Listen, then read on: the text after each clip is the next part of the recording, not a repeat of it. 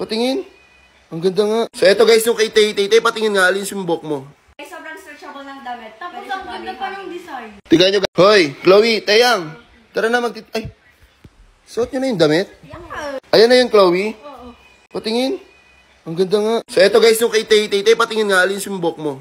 Ay, sobrang stretchable ng damit. Tapos ang ganda pa ng design. Tignan nyo guys. Di ba, body hugging na siya. Tignan mo, mas-stretch pa siya ng ilang daliri ko. O, 4. Tignan mo.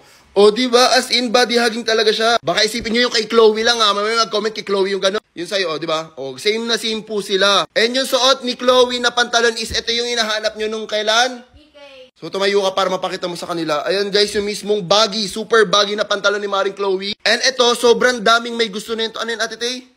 Yung George po na yan. And alam nyo naman ako, Opo, kung saan merong maganda yung quality ng damit and affordable, binibili ko para sa kanila. Pero meron din naman sila mga ibang damit, pero pag kunyari gusto kong ma-recommend sa mga followers namin, pinapakita ko sa inyo. Hindi ka na ito, puro ka TikTok eh. Saan mo na yung mabibili?